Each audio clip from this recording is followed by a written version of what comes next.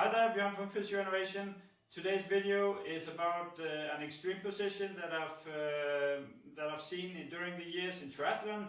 So you will notice already my saddle here in a quite aggressive tilt like this, and you would also notice that I'm pushed a lot forward, far forward here with my fore after positioning.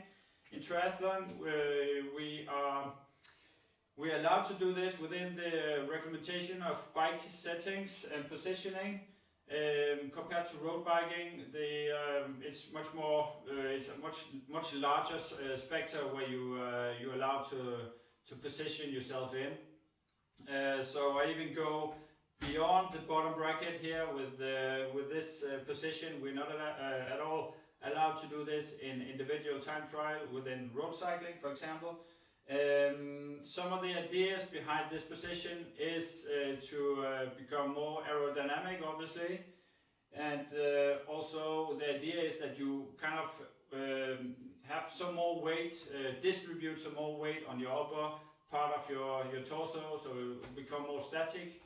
I get this, but again, it's a compromise, and what I've seen is that it puts this particular position puts a lot of stress, especially on your posterior muscle chain here, so the hamstrings, gastrocnemius, and especially the Achilles tendon. And the Achilles tendon is an important tendon, obviously, for the weight bearing run leg in triathlon. So if you have a lot of stress going on in this position for hours, for the quite long Ironman and semi-Ironman, and then after you have a long run leg where you have a lot of load, a lot of compression forces going on in the Achilles tendon, well, what I've seen is historically it can put a lot of stress into this particular area, and somewhat create Achilles tendinopathies, and they can be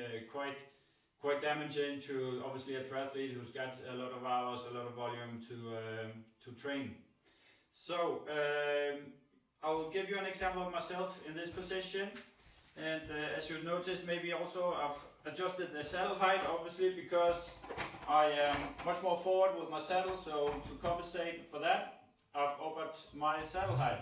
And it makes sense in a aerodynamic perspective to do this, but as you see here, what we will tend to do when we got such an inclined saddle and such a forward positioned saddle is that we all the time we would end up in the nose of the saddle, so we would slide forward, and this gives me a lot of natural stress on my posterior muscle chain here.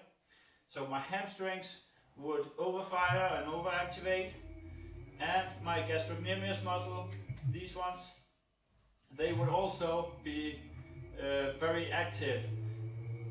First of all, in retaining my body from not sliding too much forward, but also naturally in the whole scraping phase here. So I'm scraping and I'm pulling, and this would give me a lot of activation in this part of my body. And you would see here that I would have a quite steep foot, and this steep foot will be compressing also and activating statically all the time my gastrocnemius and pulling on my Achilles tendon. So this position, well, you see I'm quite flat back, yes, but it puts a lot of strain on your Achilles tendon. So I wouldn't necessarily recommend a so aggressive position. I would maybe recommend playing around with the crank, pedal crank length, maybe a shorter one, looking at your cleat positioning. So maybe positioning your cleats a bit more rearward, so more backwards with your cleat, and I would have a more of a natural position of my fore after saddle position. So that would try to what I would try to do is to activate more of your glute muscles, so these ones around your hip, and give you a more of a relief to this whole posterior chain, because it's super important that when you go on the run leg, that you got the ability without having too much neuromuscular accumulated fatigue into this part to do the weight bearing activity and the whole natural movement pattern that we fall into whilst we are running. So with an already over fatigued posterior muscle chain here, and the compressive forces here, or the pulling forces actually on your Achilles tendon with the true extreme position like this, you already have a quite of a bad start on your run leg.